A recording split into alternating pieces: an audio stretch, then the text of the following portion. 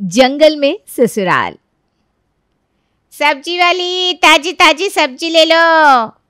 सुबह सुबह सब्जी वाली की आवाज़ सुनकर नीता अपनी सोसाइटी के कंपाउंड में सब्जी लेने पहुंचती है। ये लो, अलिया भी आ गई। ओहो, नेहा भी यहीं आ रही है।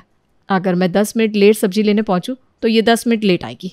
आज मैं जल्दी आ गई तो जल्दी पहुंच गई। अब सब मिलकर मेरा मजाक बनाएगी। अरे वाह नीति, बड़ी जल्दी आ गई तू। लगता है नया नौकर रखा है तूने, वरना सब्जी लेने के लिए 10 मिनट भी कहाँ मिल पाता था तुझे। अरे नहीं, ऐसी कोई बात नहीं है। वो तो मैं खुद ही देर से नीचे आती थी।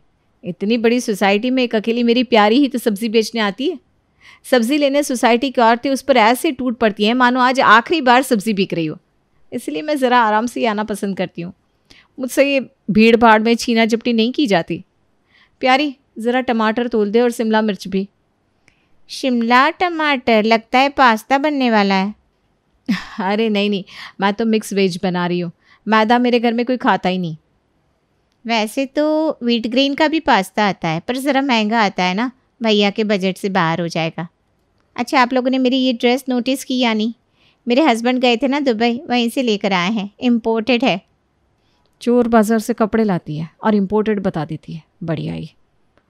अरे तुम इतनी महंगी ड्रेस सब्जी लेने के लिए पहन कर आ गई? हाँ, तो कमी किस चीज़ की है मेरे पास? अगर ये ख़राब भी हो गई तो मेरे हस्बैंड तो हर महीने ही फ़ॉरेन जाते हैं, अगली बार सिंगापुर से कपड़े ले आएंगे। वैसे नेहा, तुम कब जा रही हो शॉपिंग पर? इस सूट को देखते देखते मुझे 4 साल हो गए। मेरी शादी से पुराना तुम्हारा सूट लगता है। अब नए कपड़े ले भी लो। नहीं देनी सब्जी तो बोल देना प्यारी, मैं कहीं और से ले लूँगी। ये कहकर गुस्से से बड़बड़ाती हुई नीता अपने फ्लैट में चली जाती है। अरे बहू, तू सब्जी लेकर नहीं आई? नहीं लाई मम्मी जी, और लाती भी कैसे। नीचे पहले ही सारी सपुलिया मुंह खोलकर मुझे डसने के लिए बैठी हुई थी। जिसे देखो बस यही कहती है, नए कपड़े ले लो, घर पर नौकर रख लो। पर इनकी सैलरी है ही कितनी जो मैं नौकर रख लूं? अरे तुम टेंशन मत लो नीता, इतने दिन तुमने बर्दाश्त किया है, कुछ दिन और सही। इस बार मेरा प्रमोशन होने ही वाला है। भगवान ने चाहा तो अगले महीने ही मेरी सैलरी डबल हो जाएगी। ये सुनते सुनते साल भर बीत गए कि सैलरी डबल हो जाएगी। मुझे तो सैलरी डबल होती दिख नहीं रही। महंगाई ज़रूर 4 गुना हो गई है। अगर बहस हो गई हो तो चाय पिला दो बहू। हाँ, इसीलिए तो आई हूँ मैं इस घर में। लगता है नीचे कोई बात हुई है, वरना बहू इतने गुस्से में कभी नहीं रहती। वही तो, ज़्यादा से ज़्यादा बहू गुस्से में अनिल को 4 बातें सुना देती है, पर आज तो ये सबको लपेट रही है। अच्छा बहू, चाय बना रही है, तुम मेरे लिए ज़रा पकौड़ियाँ भी तल देना। नीता सभी को नाश्ता करवाती है और अपने पति का टिफ़िन पैक करके देती है। अनिल टिफ़िन लेकर ऑफिस चला जाता है, सुलभ बाहर टहलने चला जाता है और सुजाता अपनी सहेलियों के साथ सत्संग में। अनीता हो जाती है अकेली। सारा काम हो गया, कपड़े मशीन में डाल दिए। अब जाकर 30 मिनट मस्त टीवी देखूंगी। नीता टीवी ऑन ही करती है कि बगल वाले फ्लैट से कुछ ठोकने की आवाज़ें आनी शुरू हो जाती है। कल रात को भी सीरियल नहीं देख पाई। अब रिपीट टेलीकास्ट देखने बैठी हूँ तो पड़ोसियों ने ठोका ठोकी शुरू कर दी। जाकर देखती हूँ फ्लैट नंबर 111 में हो क्या रहा है। नीता अपने बगल वाले फ्लैट में जाती है, जहां वो देखती है कि नए झूमर लग रहे हैं। अरे नीता दी, आओ आओ। नया ही तो फ्लैट है, अब फिर से काम करवा रहे हो क्या? वो क्या है ना, मेरी मैडम को हमारे घर का झूमर पसंद नहीं आ रहा था, तो सोचा चेंज करवा दूँ। वैसे आप यहाँ वो मैं ये कहने आई थी निखिल जी कि आए दिन ना आपके फ्लैट में कोई ना कोई काम होता रहता है। ना मैं कोई काम कर पाती हूँ, ना सो पाती हूँ। ओहो, I am so sorry Nita दी।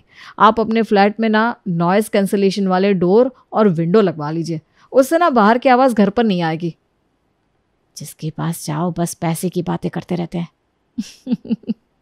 बेचारी नीता बुरी तरह फंस चुकी थी। कोई उसका मजाक ना बनाए, इसलिए अब नीता ने अपने फ्लैट से बाहर निकलना ही छोड़ दिया। 1 हफ्ते के बाद अनिल के ऑफिस में उसके प्रमोशन का अनाउंसमेंट होता है। तो इस बार की जनरल मैनेजर की पोस्ट के लिए प्रमोटेड होते हैं हमारे ऑफिस के बहुत ही होनहार एम्प्लॉई अनिल। जॉब से रिलेटेड आपकी लोकेशन और बाकी सारी डिटेल्स आपको मेल कर दी जाएगी। लोकेशन मतलब मेरा ऑफिस शिफ्ट हो रहा है सर? एक बार जिसे भी प्रमोशन मिला है उसे हम अपने ऑफिस के बाकी ब्रांचेस में शिफ्ट करते हैं, और किसी को भी इस ट्रांसफ़र से प्रॉब्लम है और अगर वो ट्रांसफ़र नहीं लेना चाहते तो अनप्रोफेशनल बिहेवियर दिखाने के कारण उनका डिमोशन कर दिया जाता है। ये सुनते ही अनिल अपने ऑफिस के बाकी सारे ब्रांचों की सिटी चेक करने लगता है। तभी उसके लैपटॉप पर मेल आता है जिस पर उसके नए ऑफिस का लोकेशन था शहर से 60 किलोमीटर दूर जंगल वाला एरिया। अरे ये तो शहर का आउटस्कर्ट्स है, ऐसे जंगल में मम्मी पापा और नीति रहेंगे कैसे? उस साइड तो कोई लोकल भी नहीं जाती। अगर रोज़ टैक्सी से जाऊंगा तो आधी से ज़्यादा सैलरी तो टैक्सी के आने जाने में ही लग जाएगी। हमें वहीं शिफ्ट होना पड़ेगा, पर इसके लिए घर वालों को रेडी कैसे करूं? इसी टेंशन में अनिल अपने घर पहुंचता है। रात को सभी खाने की टेबल पर बैठे हुए थे। बहू, तू रोज़ 2 सब्जी बनाती है, आज सिर्फ एक ही सब्जी?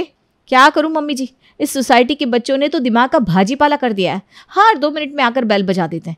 आधा से ज़्यादा वक्त तो दरवाज़ा खोलने और बंद करने में ही चला गया, इसीलिए एक ही सब्जी बना पाई। अब तो मैं तंग आ गई हूँ इस सोसाइटी से। यहाँ से भले मुझे कोई जंगल में ही क्यों ना ले जाए, जंगल चली जाऊंगी, पर अब यहाँ रहने की इच्छा नहीं होती।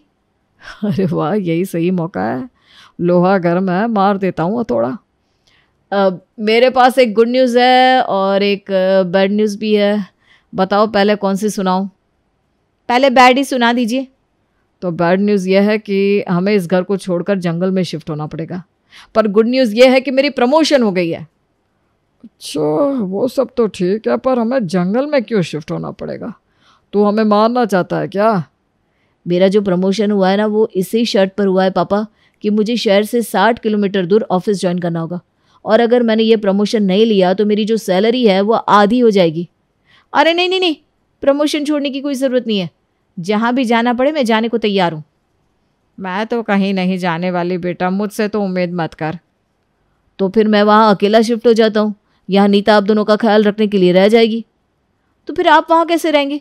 आपको तो खाना बनाना भी नहीं आता, और वैसी जगह पर ना मैस होता होगा। मम्मी जी, आप समझने की कोशिश कीजिए ना, और पापा जी आप भी। ऐसी इनकी सैलरी इतनी कम है, अगर इन्होंने प्रमोशन नहीं लिया और इनकी सैलरी आधी हो गई तो हमारा खर्च चलना मुश्किल हो जाएगा। और जिन दोस्तों के लिए आप यहाँ रुकना चाहते हैं ना, हमारे बुरे दिनों में वो हमारी मदद करने नहीं आएंगे। जो करना है अनिल को ही करना है। और नीता अपने सास ससुर को मना लेती है और पूरा परिवार मिलकर जंगल के बीच अपने नए घर में शिफ्ट हो जाता है। वाह वाह मम्मी जी, देखिए तो क्या खुली हवा है, क्या फिजाएं हैं। घर तो ऐसी जगह पर ही होना चाहिए। ऊपर से हमारे फ्लैट के आधे से भी आधे रेंट पर हमें ये घर मिल गया। हाँ, हवा तो साफ है। बाहर इतनी जगह है कि आप आराम से वॉक कर सकते हैं पापा। मैं तो सोच रहा हूँ हम बाहर गाय या भैंस बांध लें, उनका दूध निकलेगा और शहर जाकर मैं दूध भी बेच आऊँगा। देखा मम्मी जी, कितना शुभ है हमारा ये घर। यहाँ आते ही बिजनेस के आइडियाज़ भी आने शुरू हो गए।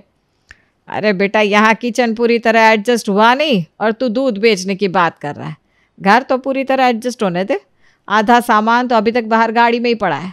2 से 4 दिन तो घर एडजस्ट करने में ही लग जाएंगे। आधा अधूरा घर एडजस्ट करके जैसे ही नीति और उसकी सास बैठते हैं कि बिजली गुल हो जाती है। अरे यार अनिल, सेक्रेटरी को फ़ोन करो ना, लाइट कैसे चली गई? लगता है तू अभी तक हमारे फ्लैट से बाहर नहीं आई बहू। ये हमारी सोसाइटी नहीं है, यहाँ कौन सा सेक्रेटरी आएगा। तू एक काम कर बेटा, जिस मीडिएटर ने तुझे घर दिलवाया है उसे फ़ोन कर। अनिल मीडिएटर को कॉल करता है, जो उसे बताता है कि जंगल के बीच लाइट जाने के बाद कब आएगी इसकी कोई गारंटी नहीं है। क्या? इसके पहले 1 हफ्ते तक बिजली नहीं आई थी? ऐसे कैसे अंकल यहाँ घर दिलवा दिया आपने? मैं आपकी ऑफिस का सबसे नज़दीकी घर यही है। अगर नहीं चाहिए तो छोड़ दीजिए, क्योंकि मेरे पास बहुत लोग हैं घर लेने के लिए। अब नहीं, हम मैनेज कर लेंगे। अनिल किचन से कैंडल लेकर आता है। शाम हो गई है, भूख लग रही है, वो भी बड़ी ज़ोर की। कुछ बना दो ना नीता। नीता किचन में खाना बनाकर सभी को खिलाती है। काले घोर अंधेरे में 4 मोमबत्तियों के बीच पूरा परिवार खाना खा रहा था। आप सबका मुंह क्यों उतरा हुआ है? तुम भूल गई नीता, तुम्हें कैंडल लाइट डिनर पर जाना था मेरे साथ। अरे कैंडल लाइट डिनर ही समझ लो इसे। अपने पति की प्रमोशन से ज़्यादा नीता तो अपनी सहेलियों से पीछा छुड़वाना चाहती थी, और उसी चक्कर में वो जंगल के बीच अपने ससुराल में आ गई थी। पर अब धीरे धीरे जंगल के ससुराल की प्रॉब्लम समझ में आ रही थी। अगली सुबह नीता सब्जी लाने बाजार निकलती है, जहाँ रास्ते में उसे एक औरत मिलती है। इधर कहाँ जा रही हो बेटा? इधर कोई सब्जी मंडी ना है। पिछले 20 मिनट से चल रही हूँ मैं आंटी जी। एक भैया ने बताया कि सब्जी मंडी इसी रास्ते में है, बस 5 मिनट की दूरी पर। और अब आप कह रही हैं कि यहाँ कुछ नहीं है? 5 मिनट की दूरी 5 मिनट की दूरी कहकर यहाँ लोग ना घंटों चलवा देते हैं। मैं भी जब यहाँ पहली बार आई थी तो मुझे भी लगा था सब कुछ पास ही होगा, पर यहाँ पर कुछ भी पास ना है। मेरे हस्बैंड तो हफ्ते में एक बार बाज़ार जाते हैं और राशन, साग, सब्जी, ज़रूरत का बाकी सारा सामान ले आते हैं। वो फॉरेस्ट ऑफिसर है ना। पहले मुझे भी बहुत प्रॉब्लम होती थी, पर अब मुझे रहना इसी जगह पर है तो अब आदत सी हो गई है। पर ये जगह तो शहर से ज़्यादा दूर भी नहीं है, उसके बाद ऐसा क्यों? 60 किलोमीटर ही तो दूर है शहर से। ये ज़रूर तुम्हारे पति ने तुम्हें बताया होगा। मेरे पति भी मुझे यही कहकर लाए थे यहाँ। ये शहर से 150 किलोमीटर की डिस्टेंस पर है, वो भी उल्टे तरफ से। तो आसपास कुछ भी मिले ऐसी तुम उम्मीद करना ही मत। और हाँ, एक चीज़ ध्यान रखना, शाम को 6 के बाद ना खिड़की दरवाजे बंद रखना, क्योंकि यहाँ सियार घूमते हैं। हाँ, दोस्त सियार तो सुना था आंटी जी, अब ये सियार क्या चीज़ है? अरे बड़ी सी लोमड़ी का आकार का होता है ना, कोई कहते हैं वो इंसानों को उठा कर ले जाते हैं, तो ज़रा ध्यान रखना। मेरे हस्बैंड का ना नंबर ले लो, तुम्हें कोई ज़रूरत पड़ी तो मुझे फ़ोन कर लेना। अब मैं चलती हूँ। बेचारी नीता तो बुरी फंसी थी। वो ना यहाँ की रही न वहाँ की। एक दोपहर नीति खाना बना रही थी, जैसे ही वो नल खोलती है पानी आना बंद हो जाता है। मम्मी, नल में पानी नहीं आ रहा, खाना कैसे बनेगा? अब मुझे क्या बोल रही है, मैं क्या करूं? सुबह अनिल फल लेकर आया था, मैं वही फल खा लूँगी। तुझे ही जाना था ना जंगल के ससुराल में, आ गई ना, खुश रह, एंजॉय कर। पानी वैसे भी ना यहाँ कम हो जाता है बेटा। वो मीडिएटर बता रहा था कि अगर पानी ख़त्म हो जाए तो पास में एक झरना है, वहीं से पानी भरना होगा।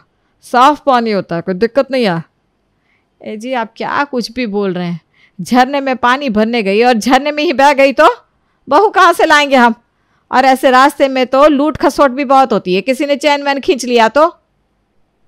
हम 19वीं सदी में तो नहीं आ गए मम्मी जी?